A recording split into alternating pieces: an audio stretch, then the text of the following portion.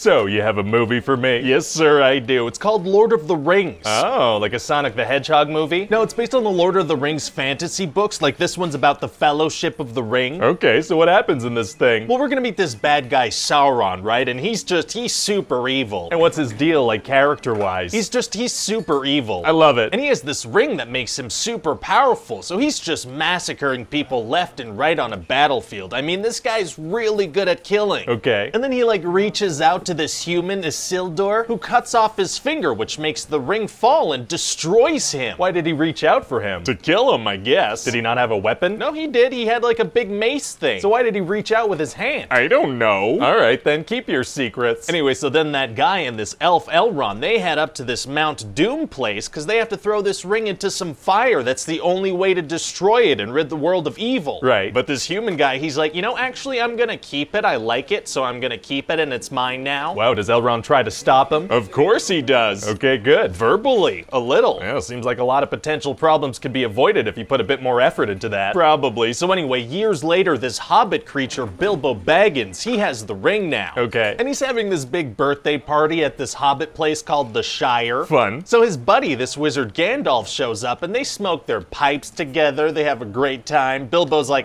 this is the finest weed in the area. Oh, it's like that, huh? No, it's not like that. Oh. Anyway, so eventually Gandalf finds out about the ring and he tells Bilbo's sort of adopted nephew Frodo about it, because Bilbo, he left. And what does he say? Well, that Sauron's life force is bound to the ring and he just needs to get the ring back to come back and be evil all over the place. Oh, yikes, for sure. Yeah, and there are some really creepy ring servant guys called the Nazgul, and they're coming for the ring, and they are intense. Yeah, they are. Yeah, and they're on their way to the Shire, and they know that somebody named Baggins has it. Oh, no. Yeah, so Gandalf tells Frodo that he and his buddy Samwise, they need to get out of the Shire. Okay. And Gandalf, he takes off to go see this other wizard, Saruman. And how does that go? Oh, not well. It turns out that he's evil now, and he forces Gandalf to breakdance against his will. Very rude. And Frodo and Sam, they meet up with these other hobbits, Merry and Pippin, and eventually the Nazgul catch up to all of them. Oh, dang it. Yeah, and like I said, these things are intense. Like, they chop a guy's head off on sight, unprovoked. Very scary, so I guess they must massacre the hobbits in the same way, huh? No, they kind of just shove Sam and Merry and Pippin to the side out of the way. Oh. And then one of them stabs Frodo. Oh boy, here we go. They kill Frodo, huh? Wow. No, just like a little shoulder stab. Oh. And then this guy Aragorn that the hobbits were hanging out with, he shows up to help. So he kind of shoos them away with some fire and they all run away. I gotta say, these Nazgul seem less and less threatening with every sentence you say. Well, no, they're super deadly, just not with the main characters, because they need to be alive for the story. Oh, very story-considerate Nazgul. Anyway, so after the breakdancing incident, Gandalf gets put on this super high tower with no walls. Wow, it's gonna be tough for him to get out of there. Actually, it's gonna be super easy. Barely an inconvenience. Oh, really? Yeah, he talks to a moth, and then an eagle friend shows up, and he flies away. Oh, a very helpful bird. Yeah, and so Saruman, he's helping Sauron build an army of orcs. And these things are crazy. I mean, they're born fully grown, covered in goo. Oh, samesies. What? So eventually the good guys get to this elf place called Rivendell, and they have a big council meeting with a bunch of different races. Okay. And they're all kind of just arguing about how to get this ring to Mount Doom in Mordor, right? Right. And Frodo finally steps forward like, hey, I'll bring the ring to Mordor. I can't get corrupted. I don't really care about power and stuff. Pretty nice of him. Yeah, and so Aragorn is like, you have my sword, and this elf Legolas, he's like, you have my bow. Why is everybody accusing him of theft all of a sudden? No, they're saying they're gonna go with them. Then say that, you weirdos. So they end up forming the Fellowship of the Ring. That's the name of the thing. It is. Wow. So then the Fellowship, they're gonna start walking, right? Okay. And they're gonna keep walking, and also they're gonna walk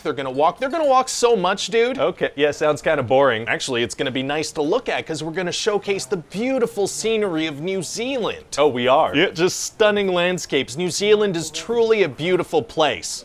Okay, I mean, yeah, sure. So then what happens? Well, there's gonna be a fight in a mine with some orcs and a troll. Frodo's gonna get stabbed again. Oh, that guy's always getting stabbed. Yeah, but this time he's wearing a nice little dress, so it all works out. What? Well, technically it's chainmail, but it's definitely gonna look like he's headed to prom right after the battle. Well, okay then. And then Gandalf, he's gonna have to stand up to this big fire demon, and he's gonna end up falling. Oh, where does he fall? Into the sequel. Okay, great. And then the good guys are gonna get attacked by orcs again. Uh-oh. Yeah, and this one guy, Boromir, he was being kind of sketchy about the ring, but then he ends up dying trying to save Merry and Pippin. Oh, he's gonna die, huh? Definitely gonna get Sean Bean for that part then. Okay, why are you producer people so obsessed with killing that guy? Killing Sean Bean is tight. Fair enough. So anyway, then Frodo and Sam, they take off in a boat, and everybody else, they go try to save Merry and Pippin because they got captured. Very exciting. And so, yeah, I'll be back to tell you about part 2 soon. But shouldn't we wait to see how this first one performs? No, I want to shoot these all at once. Oh, really? Yeah. You in? I mean, I guess. I do have a question, though. What's up? Well, I mean, if Gandalf has access to eagles, why not fly the ring to Mordor? Oh, well, I mean, there are a couple of reasons why that's not really a possibility. Okay, do you think maybe we should explain some of those in the movie? No, I trust that everyone's gonna figure it out for themselves and it won't lead to any confusion ever. That is how these things usually go.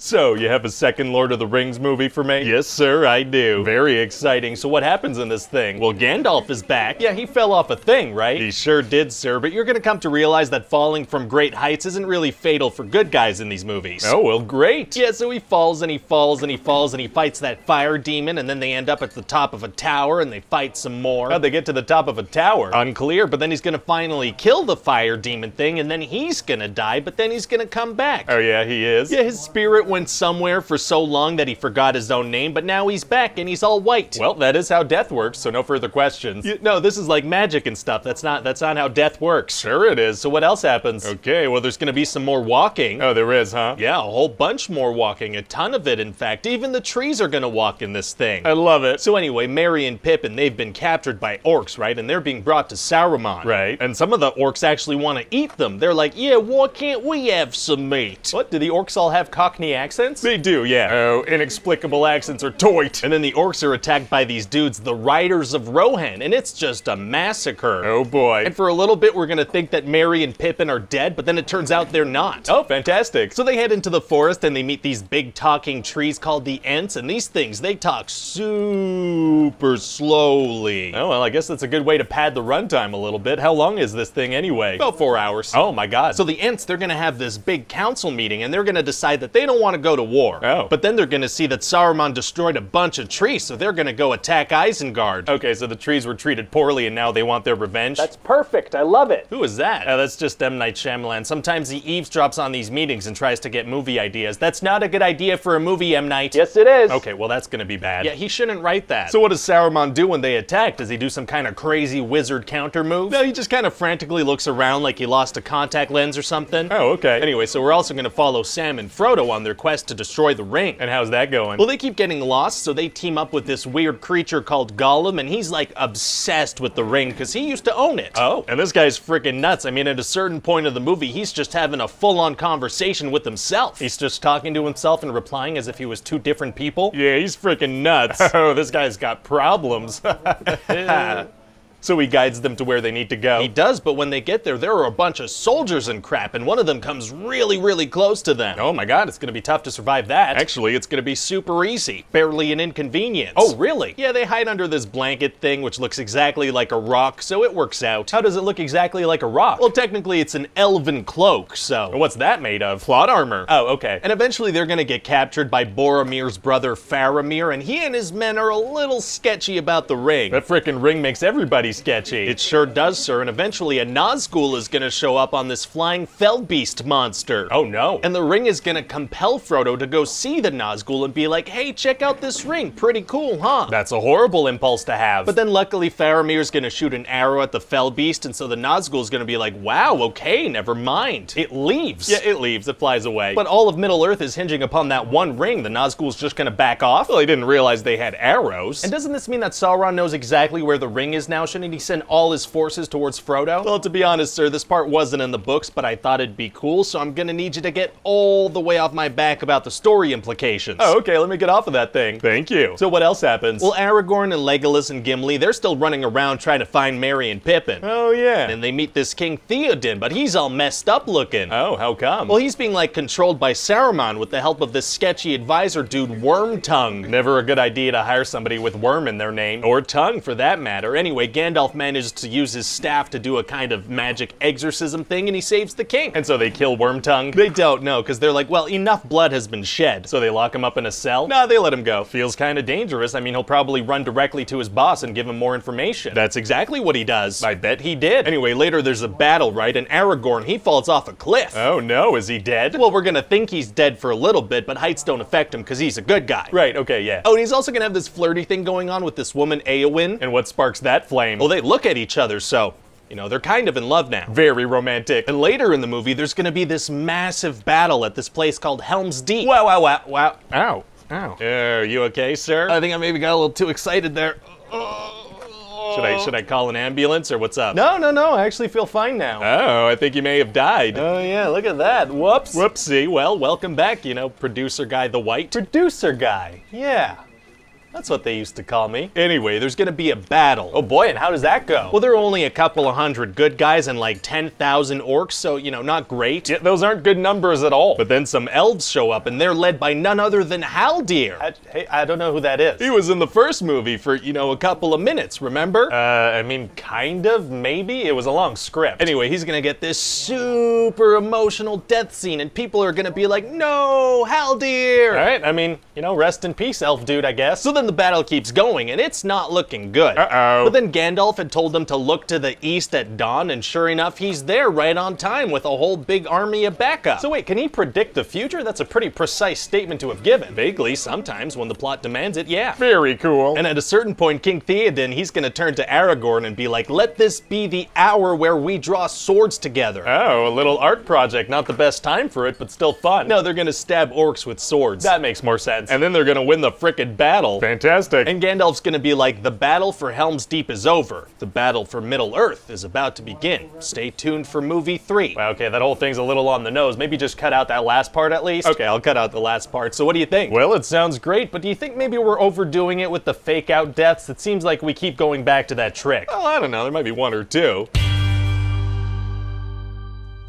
So, you have a third Lord of the Rings movie for me? Yes, sir, I do. And in this one, Saruman's finally gonna die. Oh, he is? Yeah, Wormtongue is gonna stab him, and he's gonna fall off a tower and die. Wow, that's gonna be great in the extended cut. What? Yeah, if anybody wants to watch a longer version of the movie, that'll be great to have in there for sure. But he's like one of the main bad guys, right? Oh, okay, you're saying it would be like really satisfying, some might even say necessary, to see the end of one of the main antagonists of the trilogy? Yeah, right, exactly. Right. Well, they could see it in the extended cut. Okay. So what else happens in the movie? Oh, well, Sam and Gollum, they don't like each other, and Gollum is trying to drive a wedge between Sam and Frodo. So kind of like in the last one? Kind of like the last movie, yeah, but this time Sam is gonna straight up catch Gollum talking to himself about killing them and taking the ring. Oh, wow, so I guess they have to find their way without him, huh? No, Frodo's still cool with them. He sides with Gollum, actually. What? Yeah, he's like, well, without Gollum, we're definitely gonna get killed, so we should stick with Gollum, who, you know, definitely wants to kill us. I guess that makes sense. And later, Gollum manages to turn them against each other by framing Sam for eating some bread. Seems somehow less serious than admitting your desires for murder. Yeah, well, the thing about Frodo is that the ring is kind of making him into, you know, the worst, just absolutely frustrating to watch. Sure sounds that way. I'm starting to hate this little guy. So then Gollum leads Frodo to this big spider. Uh-oh. And Frodo escapes, and then him and Gollum fight, and Gollum falls off a frickin' cliff. Oh, does he die? No, because the movie's not done yet. Oh, okay. And then the spider shows up again, and Frodo gets stabbed by its stinger. That dude's always getting stabbed. He is, yeah. So he doesn't have his armor this time around? His armor that looks like a prom dress? No, yeah, he has it. How come that doesn't protect him? I don't know. Fair enough. So what's going on with the other people? Oh, they got some important information from a bowling ball, so they go to this place called Minas Tirith, this real wedding cake of a city. Oh, delicious cities are tight. And they're gonna meet the Steward of Gondor, this guy named Denethor. And what's his deal? Well, he's Boromir and Faramir's father, and he's also, you know, just insane. Oh, he is? Yeah, he sends Faramir to pretty much certain death, and then he eats food in a way that, you know, is gonna make the cherry tomato industry have a rough couple of quarters. What? Their stocks are definitely gonna take a hit when this movie comes out. All right, I mean, okay. And Sauron's gonna attack, and they have like no soldiers, so they're in a bit of trouble. Wow, gonna be tough to take on Sauron's army. Actually, it's gonna be super easy. Barely an inconvenience. Oh, really? Yeah, turns out a bunch of frickin' ghosts have an outstanding IOU to Aragorn's family, so he's like, come on, ghosts, let's go. Ghost Ex Machina, very cool, so nobody has to die. Actually, they only show up once a bunch of people have died. Oh, yeah, that elf dude Elrond only told him about it on the eve of the battle, so, you know, there's a whole lot of slaughtering for sure. That freaking elf has terrible timing. Yeah, he's not the best, and he also tells Aragorn what's going on with Arwen. Which one is Arwen again? Oh, she's the one who's like, you know, if Enya's music was a person. Oh, right. Anyway, she's dying because her fate is tied to the ring now. What? Why? I don't know, I thought that might make it more interesting. Fair enough. And what's going on with Éowyn? Oh, yeah, well, she's Mulan now. Oh, she is? Yep, she pretends to be a man so she can go to battle, and she defeats this guy named the Witch King. Oh, yeah? Yeah, he's like, no man can defeat me, and she's like, I am no man, and she frickin' defeats him. Oh, got him on a technicality. She sure did, sir. And what's going on with Gimli and Legolas? Oh, well, they're gonna have this really funny thing where they're competing to see who can get the most kills. Right, that was their whole thing in the last movie, too. Yeah, it's the same thing again in this movie, except this time Legolas is gonna call Gimli his friend, so, you know, maybe that's a character arc. Maybe. And then that guy Denethor accidentally sets himself on fire and runs a mile to jump off a structure. A very athletic Human Torch. And then they win the battle thanks to the invincible ghost army. Amazing. But then they're like, oh crap, Frodo's not gonna be able to get past Sauron's army, is he? Oh, they just realized that? They did, so they're like, we'd better attack as, you know, a diversion. Well, I guess it'll be pretty easy with that invincible ghost army. No, they let those guys go. Oh, they did? Yeah, Aragorn set those guys free. Fate of the World is in the mix. Feels like maybe they could have squeezed another battle out of them. Maybe. So anyway, then Sam and Frodo make their way up Mount Doom, and it's very difficult. So how did they get into the volcano? Well, once they get up, there's actually a very nice, convenient walkway. Well, you'd think Sauron would have guarded that or, you know, closed it up. At least a little gyprock. Yeah, well, he doesn't use any gyprock whatsoever. Well, okay then. So Frodo needs to throw the ring in the fire, but suddenly he's like, you know what? It's mine. Oh, no. And then he puts the ring on and he goes invisible and Gollum jumps on his back. Oh, he's gonna need him to get all the way off his back. Yeah, he's gonna get all the way off that thing. Well, great. By biting off Frodo's finger and dying. Oh my god. Yeah, he falls all the way into the fire and the ring gets destroyed along with him. Wow.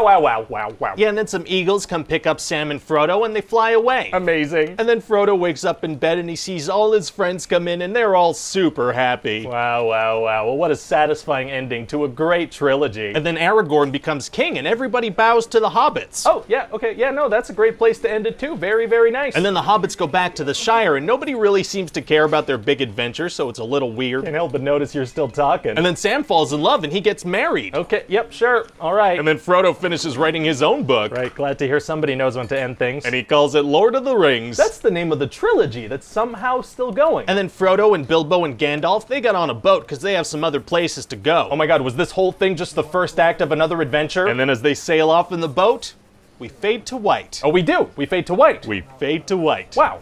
Okay, well, okay.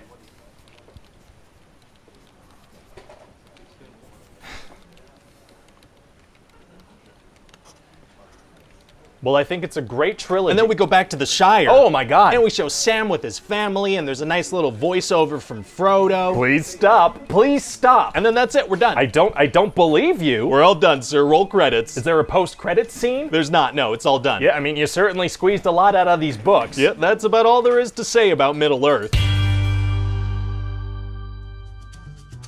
So, you have a movie for me? Yes, sir, I do. I was checking the calendar of when it's okay to start making money off popular franchises again, and guess what's coming up soon? Oh, is it Spider-Man? Well, obviously, Spider-Man's gonna get squeezed. That's like a 2-year waiting period. No, I'm actually talking about Lord of the Rings. Oh, yeah, the studio is getting tired of not making money off that franchise, so what are we thinking? Like a reboot? Maybe Zac Efron as Aragorn? Well, although that is a horrifying idea that we'll probably do someday, I was actually thinking we could do The Hobbit. Wasn't that one book, though, so we're just gonna do one movie? No, I feel like we could get 3 out of that bad boy. How are we gonna do that? By padding the hell out of it and throwing a bunch of stuff in there that's just, you know, completely unnecessary. Sounds good to me. So what happens in this first movie? Well, we're gonna have Bilbo writing and talking about some of his adventures that we haven't, you know, cashed in on yet. Very exciting. And while he's writing, you know who's gonna pass by? Who? Friggin' Frodo Baggins from the Lord of the Rings movies. He's from the Lord of the Rings movies. He is, and so he's gonna walk by. Wow, so what's he gonna do? I just told you. Oh, okay. So then we're gonna flash back to a younger Bilbo and have him meet Gandalf. And how does that go? Well, it turns out Gandalf chose him for an adventure, but he's not into it. What's the adventure? Well, see, there are these dwarves, right? And they used to live in this place called the Lonely Mountain. Okay. And they had a bunch of gold there and this thing called the Arkenstone, but then a dragon showed up and just completely ruined everything. Right. But now they think that maybe the dragon is gone, so they're gonna go back. So why would Bilbo be needed for that? Well, because maybe they're gonna need a burglar. Is Bilbo a burglar? He's not, no. So I don't get. Listen, sir, I'd appreciate if you got all the way off my back about out why Bilbo's needed, okay? Oh, okay, let me get off of that thing. So anyway, Gandalf invites all these dwarves over to Bilbo's house without asking, and they start eating all his food. And who are these dwarves? What are their names? Oh, there's a bunch of them. There's Oin, Gloin, Keely, Feely,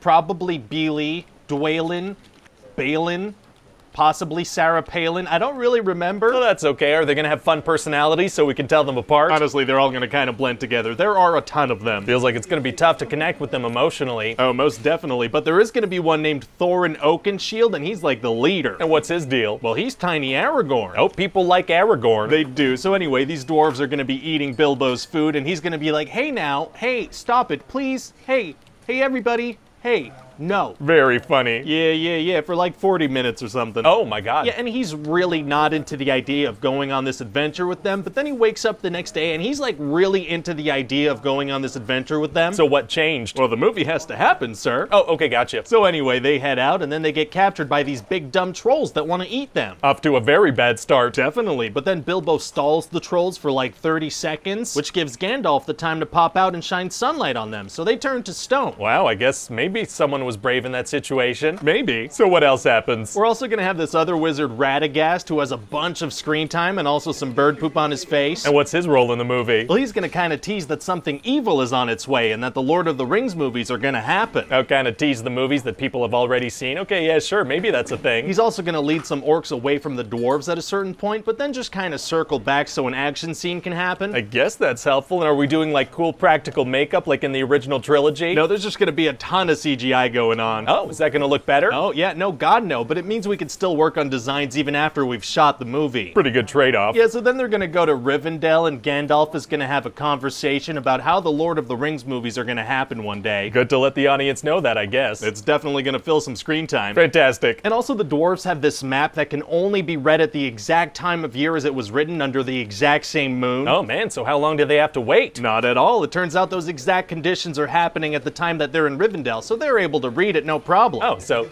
why even mention that? I don't know. Fair enough. Oh, also we're gonna have this scene where they're all on the legs of these giant rock monsters that are like punching each other. Oh, rock'em sock'em robots are tight. And they're also gonna get captured by some goblins. Made with CGI. Oh, offensively so. Wow. And Bilbo's gonna manage to slip away, but everybody else, they're gonna get brought in front of the Scrotum King. What? Sorry, the Goblin King. Oh, okay, and what's his deal? Well, he knows that this orc Azog has beef with little Aragorn, so he wants to give the dwarves to him. What's the beef? Well, Azog killed his grandfather, and he chopped off Azog's arm. Okay, yeah, so they probably don't like each other. And Bilbo's gonna end up finding the ring and then having a big interaction with Gollum. Remember him from the other movies? I remember him from the other movies. Yeah, and so Gollum wants to eat Bilbo, but instead they have this riddle battle. And how does that go? Well, Bilbo's gonna win by accidentally asking, what do I have in my pocket? Which isn't a riddle, but somehow that's still the winning point. Well, and so how does everybody escape? Well, frickin' Gandalf pops out and helps rescue them again. Oh, that guy's always doing that. It is his thing, yeah, for sure. Amazing. So they kill the Scrotum King, and then they survive Deadly Falls without so much as a scratch. That's Lord of the Rings tradition at this point. It is, yeah. Well, great. But then they're gonna get chased by Azog and his orcs, and they're gonna get trapped in a tree. Uh-oh. But little Aragorn, he's so mad that he attacks Azog, and he just gets his butt kicked. Not good at all. But then Bilbo jumps in to help, and all the other dwarves, they jump in to help too, but it's still not going too great. Oh, sounds like it's gonna be tough for them to get out of there alive. Actually, it's gonna be super easy. Barely an inconvenience. Oh, really? Yeah, Gandalf has a bunch of eagles pick them up, so...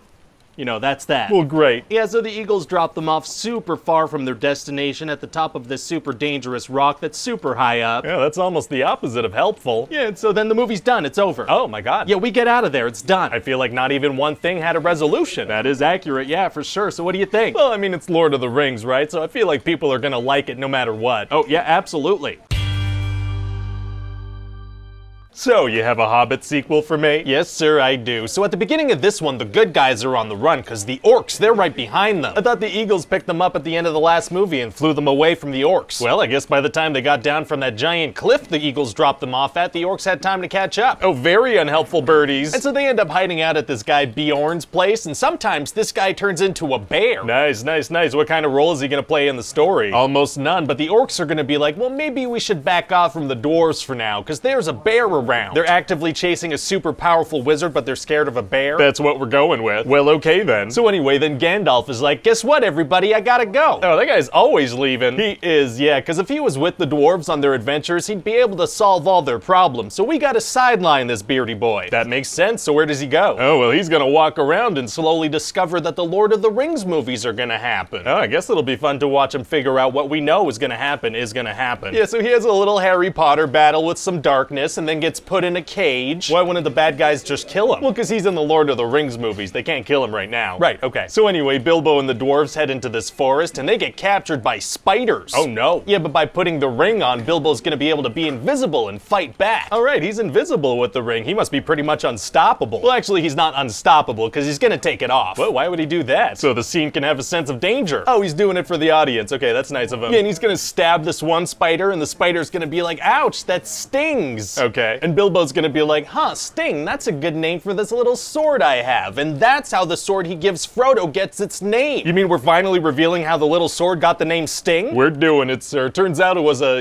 dying spider describing the pain of a fatal stab wound. Very good to know. Yeah. I mean, don't get me wrong, I love the Lord of the Rings movies, but the whole time I was sitting there like, okay, but why is that little sword named Sting? Like, what's the backstory there? A spider in a lot of pain. It's a good thing we're making these movies for sure. Anyway, then Legolas is gonna show up. Remember him from the Lord of the Rings movies? He's from the Lord of the Rings movies. He is, and this Dwarf Gloin is gonna show him a picture of his son Gimli. Remember him? Where's he from? The Lord of the Rings movies. He's from the Lord of the Rings movies. He sure is, sir. It's all connected. So all the dwarves end up getting captured by elves and put into little prison cells. Okay, so these guys are just constantly getting captured. Practically non-stop, sir. So then we're gonna meet this lady elf named Tauriel. Okay. And this dwarf Keeley is gonna be like, aren't you gonna search me? I could have anything down my trousers. Oh, gross. Yeah. And so obviously that's gonna spark quite the romance between them. Oh, it is. It's just like in real life, you make an overt reference to your junk the very first time you meet a woman, and that leads to them falling in love with you. Yeah, I'm not sure that's how it works. Actually, it is, sir, and I should know. I spend most of my time on the internet, and I almost went on a date one time. All right, it does sound like you know what you're talking about. Anyway, so I figure with this storyline, we're adding like a whole new dimension to the Hobbit trilogy. What dimension is that exactly? Is the hot little dwarf gonna get to sleep with the hot elf lady? Gotcha. So then Bilbo's gonna use his magic ring to become invisible and help them all escape. This kind of feels like familiar territory. And they're all gonna get into these barrels and escape down the river of questionable physics. Oh, sounds exciting, but wouldn't the barrels just fill up with water and sink? Not on the river of questionable physics, they don't. In fact, they practically take flight and take out hordes of orcs on their own. Wow. And then at the end of this big sequence, the elves are gonna capture an orc for questioning. Oh, they are? Yeah, and he's gonna be like, guess what? We hit that hot dwarf with a poison arrow, so he's gonna die in a couple of days. Kinda weird of him to give up that random tidbit of information. Does he know that she's romantically interested in him? No, but she needs to know this information for the plot so she can go heal him later, so this orc is just gonna kinda brag about it for no reason. Oh, okay, he's a plot orc. He is. So then the dwarves are gonna get to this lake, and they're gonna have to figure out how to cross it. Oh, what are they gonna do? They're gonna pay a guy to bring them across it. Right, okay, that's a pretty straightforward way of dealing with that problem. Yeah, so this guy Bard is gonna smuggle them into Lake Town in some fish barrels, and they're gonna come out of a toilet, and we're gonna spend some time talking about Lake Town politics. Sure, I guess we gotta fill these movies up with something. We're also gonna find out that this guy Bard has something called a black arrow, and that's the only way to kill a dragon. Oh, good, so the dwarves bring that up to the mountain? Nope. Oh, okay. Anyway, eventually Thorin's gonna get most of the gang going, and they're gonna head to the Lonely Mountain. Nice, did they get captured along the way? Not this time, surprisingly. Oh, good for them. And their map says that the last light of Durin's Day will shine upon the keyhole on the mountain, but then it frickin' doesn't. Oh, weird. Yeah, so Thorin's like, well, I guess it's time to pack it up and go home. This didn't work out at all. What? Yeah, he's all done with it. He gives up. They came all this way, they don't even try looking for the keyhole for a bit? They don't. But then Bilbo realizes that the map actually meant moonlight, so then he finds the hole, no problem. Oh, unnecessarily vague ancient maps are tight. So then Bilbo has to go inside the mountain and find this thing called the Arkenstone. Right, and why do they need that again? Well, because when they have that, it means that Thorin can rule. How does the stone help with that? Unclear, it just kinda does. Does he show it to people like an ID card and they're like, oh yeah, that's the king? Something like that, I guess. So anyway, Bilbo goes inside and there's just a sea of gold. Like, I mean, there is a ton of it. Wow, gonna be hard to find the Arkenstone in there. Actually, it's gonna be super easy. Barely an inconvenience. Oh, really? Yeah, it's just kinda next to him. It's just kinda right there. Oh. Yeah, he sees it pretty much right away. Wow, well good,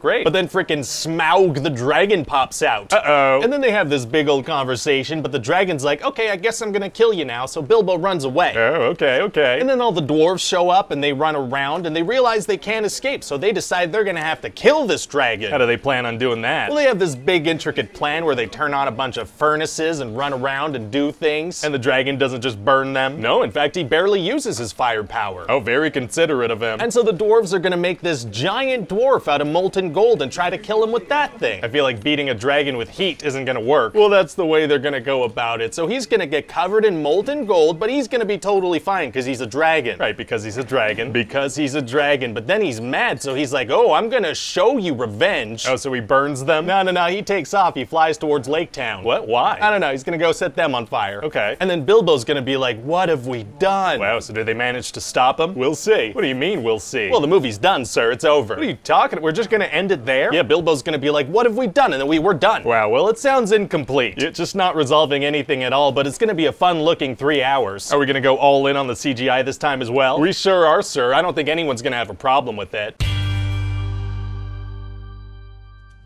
So, you have another Hobbit movie for me? Yes, sir, I do. So Smaug is attacking Lake Town, and it's burning, and it's all on fire, and it's crazy. Oh, just jumping right in. Oh, yeah, sir, because remember we didn't really end the second movie, we just kind of cut to black so people would come see this movie? Right, okay, we should probably wrap up that movie before jumping into the third. Exactly, so Smaug is burning up Lake Town. I mean, he's really going at it. And he's attacking Lake Town because he's mad at the dwarves he left back at the mountain that aren't even from Lake Town. That's right. Oh, a very strangely motivated lizard. Yeah, and at a certain point, that bard guy is gonna shoot an arrow off his own son and kill Smaug. Oh. Yeah, and so within the first 10 minutes, Smaug is dead and the second movie's over. Now, do you think that starting this thing with what should have been the climax of the previous movie is gonna have any weird effects on the structure and flow of this thing? Oh, you know, I never actually gave that any thought.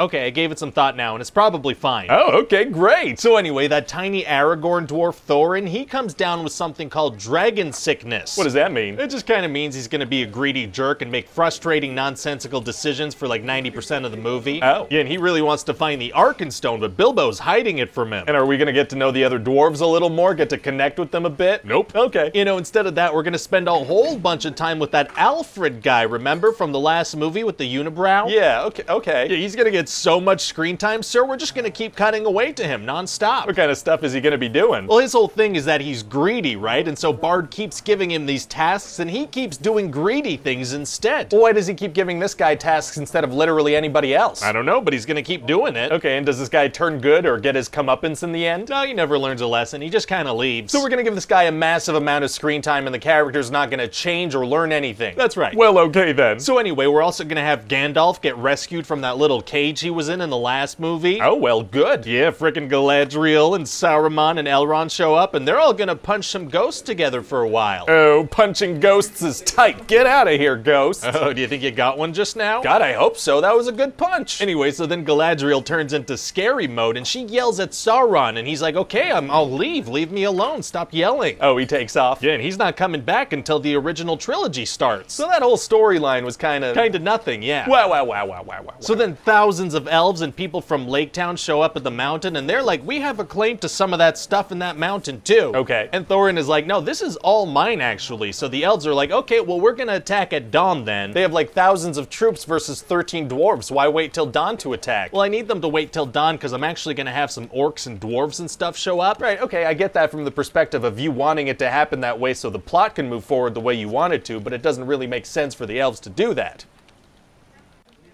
But I want it. Oh, well, it sounds like you really do want it, so let's not get logic get in the way of that. Okay, great. So then Bilbo brings the Arkenstone to the elves because he doesn't want the war to happen. Okay. But then there are orcs, so a war happens anyway. Oh boy. Yeah, and the orcs, they have those giant sandworms from Dune on their side, so those things are gonna show up. Oh, are they gonna dig right into the mountain so the orcs can claim it? Nope. Oh, are they gonna dig into the battlefield and take out the good guys from underneath? Nope. Are they gonna, what are they gonna do? They're gonna make some tunnels for the bad guys and then disappear completely. Oh, okay. And how did the bad guys even get these giant worms to work with them? Okay, sir, they're not even in the movie anymore. Can we stop talking about them? Oh, my bad, I guess. And so everybody's fighting and the dwarves are like, where's Thorin? We're gonna lose if he doesn't come out of the mountain. Would Thorin and 12 dwarves really make that much of a difference? Apparently so, but Thorin, he's still dealing with his dragon sickness, so he's not coming out. Oh man, is it gonna be tough for him to get over that? Actually, it's gonna be super easy. Barely an inconvenience. Oh, really? Yeah, he just kinda has this dreamy vision thing where he's falling in gold, and that cures him. He's all all better after that. He's good. Oh, well, you know, great. And then right when everything's going bad for the good guys, you know what's gonna happen? The Eagles are gonna show up? The Eagles are gonna show up. How did you know? Just a hunch. Okay, and then that Bjorn guy, he's gonna jump from an eagle into the battlefield and turn into a bear. Oh, I bet he's gonna kick a lot of butt. Oh yeah, he will. I mean, probably. We're not gonna show anything. We're gonna cut away right after he lands. You sure you don't want to show a giant bear fighting some orcs for a bit? Absolutely, sir. I think the audience would rather see more of the unibrow guy. If you say so. We're also gonna give Legolas this amazing action sequence where I failed physics in high school. Oh, sounds fun. And also Feely is gonna get killed. Oh no, it sounds like he was one of the dwarves probably. He was. He was the John Travolta dwarf, and then his brother Keely's gonna get killed too. Oh wow, you know, that certainly sounds like a thing that's gonna happen in this movie. It is, and you know, he was in love with that elf lady Tauriel, so it's gonna be pretty emotional. So they were fully in love? Fully in love, completely. And they only had like 3 short conversations? That's right, one of which was Keely just straight up referencing his junk directly. I guess that's romantic. And Tauriel is gonna talk to Legolas's dad and be like, why does love hurt so much? And he's gonna be like, because it was real. Oh my god, are you okay? Cool, yeah, sorry, I don't know why my body just automatically reacted like that. Oh, weird. So anyway, then Bilbo's gonna get knocked out for the entire climax of the movie, because I didn't really know what to do with him. This guy's barely in his own movie. Yeah, he's not super important to the story. So then Thorin is gonna battle Azog. Oh boy, how does that go? Well, this frickin' guy keeps hitting the ice they're standing on with this big weapon thing, and eventually Thorin tricks him into falling into the cold water. Very smart. Extremely smart, and then he stands directly over him and watches him through the ice. That's okay, maybe he should wait a minute before. And then Azog stabs him through the foot and bursts up through the ice. How does he get the momentum to burst up through ice from underwater? From the fact that I wrote that in the script without giving any further thought to it. Oh, okay. And then they both kill each other, and it's super sad. Sounds kinda sad, sure. And Thorin's gonna be like, you know, Bilbo, the world would be a better place if people valued home more than gold. Oh, is that like the moral of the story? Yeah. The moral of this trilogy of movies that we squeezed out of a single book in order to get a fan base to come give us their money is don't be greedy. I see no irony in that whatsoever. Neither do I, sir. Why would you even bring that up? So I guess there's gonna be a big funeral for Thorin? No, there's no time for that. But there is time for a bunch of Alfred scenes? Oh, a bunch of Alfred scenes for sure. Well, okay then. And then since people made fun of us for having too many endings in Return of the King, we're just gonna kinda end this real fast. Well, wait, okay, so what happens with the mountain? Something, I guess. What happens with the Arkenstone? I don't know. Who becomes the king of the dwarves? Somebody, probably. What happens with that bard guy? Oh, he's around somewhere, I imagine. Are the people of Lake Town okay? Do they get a new home? That's certainly a possibility. Who's to say? Okay. Oh, and Legolas's dad is gonna tell him, oh, you should go find this guy they call Strider. I bet he's gonna be somebody great someday. Kind of a weird thing to say. Yeah, but this way we could shoehorn Aragorn into this thing. He's from the other movies. He is. Amazing. And so Gandalf is gonna be like, Bilbo, I know you found a magic ring. And Bilbo's gonna be like, no, actually, I dropped it. And Gandalf is gonna be like, okay, I won't look into that for like 60 years. Nice. So what do you think? Well, you know, it definitely sounds like Middle Earth has been milked for all it's worth, you know? All done. Definitely.